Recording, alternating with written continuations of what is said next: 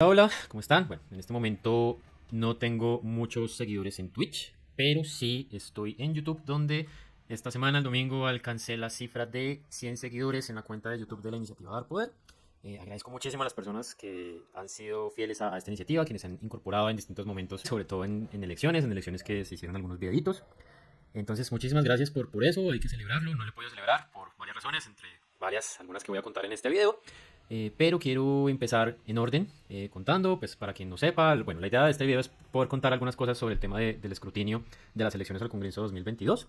Y bueno, voy a empezar. Bueno, para quienes no me conozcan, mi nombre es Diego, soy politólogo. Me agrada hacer seguimiento, me encantan los temas de participación ciudadana, de ver cómo esas personas que no tienen la posibilidad de participar en espacios de incidencia pública puedan hacerlo, puedan educarse sobre el tema y finalmente puedan lograr esa potenciación de sus...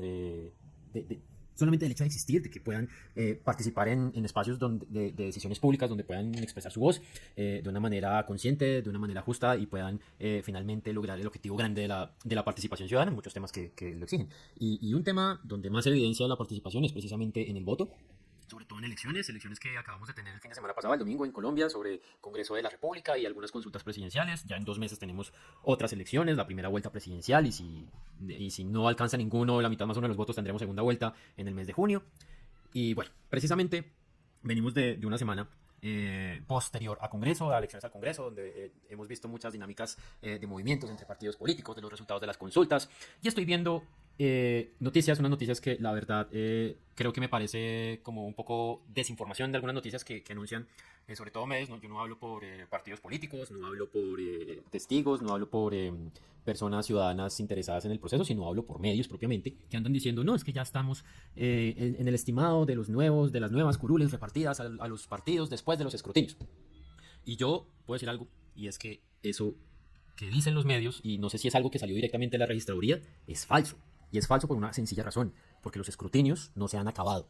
Y hasta que no se acaben los escrutinios, cualquier modificación que pueda ocurrir sobre los resultados del preconteo que ocurrió el día domingo van a incidir en varias de las variables que afectan la repartición de las curules de Congreso de la República. Entonces yo creo que aquí estoy contando un montón de cosas que de pronto suenan enredadas y por eso es que yo creo que este video lo voy a dividir como en varias partes para poderlo publicar en YouTube y no quede tan largo. Y espero que este stream no me quede tan largo porque yo sé que no me sigue tanta gente, entonces para después cuando me sigan, pero en el canal de YouTube van a quedar estas explicaciones. Listo, entonces quiero dividir este stream como en dos partes. Primero hablar del tema de la repartición de las curules, que de hecho ya había hecho un video anteriormente en YouTube, pero creo que es el momento como de volver a explicar las cosas. Y uno segundo hablando del escrutinio, hablando específicamente de una experiencia personal, que tiene que ver directamente con estas elecciones, y creo que ninguna persona que, sobre todo mucho influencer que ha visto en Instagram, hablan mucho sobre el proceso de escrutinio, pero no han hecho parte del proceso como tal adentro, como si he tenido yo la oportunidad de estar dentro del proceso de escrutinio. Entonces, contarles. Entonces, el domingo hubo elecciones al Congreso, se votó Senado, Cámara de Representantes, y el domingo en la noche tuvimos unos resultados, unas cifras, tuvimos unas estimaciones de umbrales, de curules, de lo que sea. Resulta que esos resultados no son oficiales, porque corresponden a una etapa que se llama el preconteo. El preconteo es algo que no necesariamente tienen muchos países. Hay países donde se demora esto, la información de cuántas curules obtienen los partidos o de cuáles son los resultados oficiales. Muchas veces se demora en los países porque no tienen esta fase de preconteo. Resulta que en Colombia sí la tenemos, y es una fase que está única y exclusivamente... tienen el único objetivo de informar a las personas más o menos cómo va el estimado. Y es una fase, precisamente que por la rapidez en que se informa, es una fase donde pueden ocurrir muchísimos errores. Por tanto, no es una fase oficial del conteo, y como tal, ni los testigos, ni los partidos, ni los medios pueden decir que es una información oficial. No pueden basarse en esa información como si fuese la absoluta para afirmar que los resultados van a ser esos, que las curules que obtienen los partidos van a ser esas, que los candidatos obtienen eso. ¿Cuál es entonces el resultado oficial? Lo que se produce a través del proceso de escrutinio, que es algo que ocurre posteriormente a las elecciones de Congreso, que es donde en un sitio concentrado de las ciudades o de los municipios llegan todos los votos, todos los resultados de las mesas de votación, se empiezan a contar, son jueces de la República los que cuentan los votos, y son estos mismos jueces en unos espacios que se llaman las comisiones escrutadoras los que determinan los resultados oficiales de cada mesa.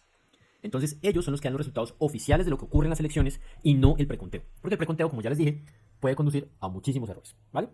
Entonces, eso es como la primera aclaración. Voy a hablar primero de cómo es el tema de la repartición de curules, para después ya hablar del escrutinio. A través de explicarles la repartición de curules, puedo llegar a la conclusión de que muchas de las cosas que se están informando ahora no son del todo fiables, sobre todo el tema de este partido va a terminar con tantas curules, este partido va a terminar perdiendo, porque al modificarse la cantidad de votación que tienen los partidos, tanto el umbral como la cifra repartidora, que son dos conceptos que están ligados al tema de la política electoral, van a modificarse. Entonces tengo que explicar esos dos conceptos para llegar a la conclusión de cómo es que tanto la modificación del umbral como de la cifra repartidora terminan alterándose los resultados y no se puede concluir nada sino hasta que termine todo el conteo, ¿vale? Entonces, primero, el umbral. El umbral es una cantidad mínima de votos, que puede ser o efectivamente un número de votos o puede ser un porcentaje, que tiene que ser mínima para que un partido, aquí la unidad de análisis es el partido, no es el candidato, es el partido político. Muchas veces en los videos de YouTube lo he dicho, lo importante acá es el partido y no el candidato, que tiene que obtener el partido, para acceder a la repartición de las curules. De hecho, en el video que se llama Repartiendo Curules lo denomino algo así como el cover de la fiesta. Entonces, el cover de la fiesta, esa cantidad mínima de la cual puedes aspirar tú, tienes que llegar tú para poder obtener un espacio en la repartición de las curules. En casi todas las corporaciones públicas, incluyendo la Cámara de Representantes, entonces las voy a nombrar todas, aplica una fórmula. Entonces, para llegar al umbral, hay una fórmula que se basa en considerar los votos válidos. Los votos válidos son los votos por alguien, llámese partido, llámese candidato, igual los candidatos hacen parte de partidos, y los votos en blanco. Esos son votos válidos. Votos no válidos son los votos nulos y los votos no marcados. Entonces, con los votos válidos, yo cojo esa cifra y la divido por el número de escaños o curules a repartir. Digamos, en el caso de la Cámara de Bogotá son 18. Entonces, yo cojo la cantidad total de votos válidos, la divido entre 18, y luego nuevamente esa cifra la divido entre 2 y eso me da el umbral. Ese número de votos que me dio esa cifra, esa doble división de los votos válidos, es la cantidad mínima que necesita un partido político para entrar en la discusión de la repartición de curules, ¿vale? Entonces, eso funciona para casi todas las corporaciones públicas.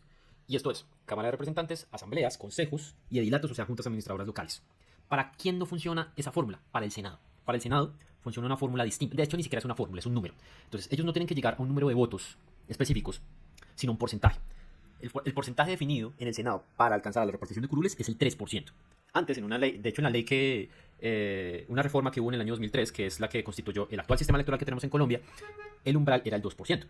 Pero ya posteriormente, años después, se aumentó al 3%, y esto se hace para un poco incentivar a que los partidos pequeños se unifiquen. Todas estas fórmulas, estas reformas tienen la intencionalidad de reducir la cantidad de partidos políticos. El umbral tiene ese sentido, y aumentarlo de 2 al 13% tiene aún el sentido de disminuir mucho más los partidos políticos. Digamos, esto no se hace, la intención, el razonamiento de las personas que hacen esto no es tanto como disminuir la participación, sino tratar de condensar las opiniones en pocos partidos políticos y que estos partidos políticos traten de ser lo más representativos posibles dentro de los partidos políticos, que la pluralidad ocurra dentro de los partidos políticos y no por fuera, ¿vale? Entonces, ya les expliqué. Entonces, el umbral tiene una fórmula en la mayoría de corporaciones y en el Senado se rige bajo el 3%. Todo el que alcance el 3% tiene derecho al umbral. Entonces, yo contándoles un poco la experiencia que tuve en el consejo el domingo. El domingo yo tenía la intención de hacer un stream así parecido para ir comentando los resultados de las elecciones. También aprovechando que habíamos alcanzado los 600 suscriptores en YouTube y qué tal. No pude porque me encomendaron una misión obligatoria por parte del trabajo para estar precisamente en el proceso de escrutinio, y de eso quiero hablar después. Pero mientras tanto, yo iba haciendo cuentas de cómo iba la repartición de curules, así de una manera muy rústica en la aplicación del celular. Y de hecho yo le acabo de subir a la computadora el archivo que me hice para tratar de mostrarles un poco cómo funciona como todo este tema del umbral y también el de la cifra repartidora, que ya se los explico. Resulta, estos son los partidos que consiguieron el umbral el domingo. Y esta es la cantidad de votos que obtuvieron al final del preconteo. Eso es el preconteo, que es como el 99 punto algo de meses. Pero ya como les dije al principio, estas son cifras no oficiales, estas simplemente son cifras que, para el caso de este video, van a ser educativas, ¿vale? Les voy a poner el caso del umbral. El umbral nos va a modificar absolutamente la repartición de curules si alguien más llegase a entrar al umbral. Resulta que tenemos un caso de un partido que se llama Fuerza Ciudadana. Bueno, un movimiento político en este momento porque no es un partido. Voy a agregar aquí una columna. Entonces le voy a poner Fuerza Ciudadana. Ya aquí le voy a poner la cantidad de votos que ellos tienen. Ellos en este momento, o por lo menos en el preconteo, ellos tienen 439.596 votos, lo cual corresponde al 2,7%. Recuerdan que les dije que con el 3% se alcanza el umbral. De hecho, aquí ya me cambiaron bastantes cosas, ¿no? Ya me cambiaron algunas fórmulas, ya les explico qué quiere decir eso. Resulta que estos 2,7, más o menos como con 50.000 votos, ellos alcanzarían el 3% de los votos válidos totales. ¿Listo? Entonces vamos a sumarle 50.000 votos a esto. 89.596. ¿Listo? Ya con cambiar esto, resulta que algunos pesos acá me van a cambiar. Lo que tenemos que añadirle el segundo concepto que no he explicado, que es el de cifra repartidora. La cifra repartidora es una cifrita, es un número que va a ser la base con la cual yo voy a contar la cantidad de curules que tienen los partidos y que finalmente se les va a repartir. ¿Listo? ¿Cómo se hace eso? Resulta que aquí en mi eje vertical, en el eje Y, para los que saben de terminología de plano cartesiano, en el eje Y, en el eje vertical, tengo los votos. Y en el eje horizontal voy a ir poniendo números naturales.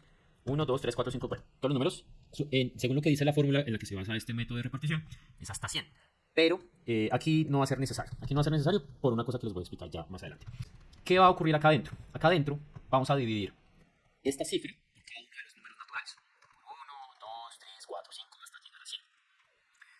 Primero eso. Y resulta que vamos a después hacer un cálculo de cuáles son los 100 valores más altos. Los 100 valores más altos que están acá, ¿vale? Aquí solamente tengo esta cantidad de números hasta mi ajusta libres, pero entonces vamos a incluir en la fórmula los de fuerza ciudadana, que ya sería hasta la columna, hasta la fila 10. Entonces Z9 no, sino Z10. Vamos a incluir eso. Entonces mira que me cambió. Me cambió absolutamente esta fórmula. Entonces me cambió la cifra repartidora. Esta cifra repartidora es la cifra número 100 más alta. Digamos, en el caso ¿por qué número 100? Porque son 100 curules las que voy a repartir mediante este método. Si estuviéramos hablando, por ejemplo, de la Cámara de Bogotá, que tiene 18 curules, entonces no buscaría el valor 100 más alto, sino el valor 18, ¿vale? Entonces, este valor, 138,345, vamos a irnos por el número entero, lo debe tener algún número acá. Lo tiene el Partido Conservador.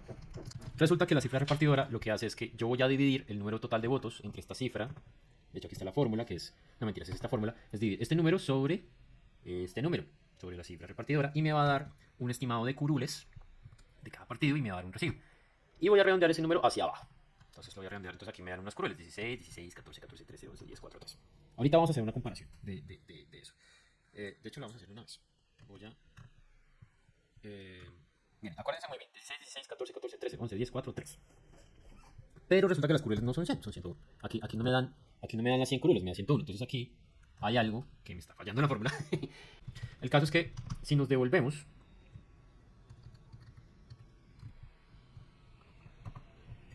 por ejemplo, al liberal se le aumenta, aquí se le había disminuido una curul. Mira, quiero que vean esto. Al liberal se le disminuiría lo mismo que al centro democrático. Mentiras. Pero a algún otro partido se le tendría que disminuir. Entonces, con solo entrar un partido por tema de umbral, ya se modifican algunas cifras. Entonces, en conclusión, hay que esperar hasta el final del escrutinio para que se sepa qué partido finalmente es el que va a terminar acá en este con más o menos curules. Entonces, eso en el caso de Fuerza Ciudadana, ¿vale? Vamos a volver a poner esto en cero para que la fórmula me quede igual, para explicarles el segundo tema.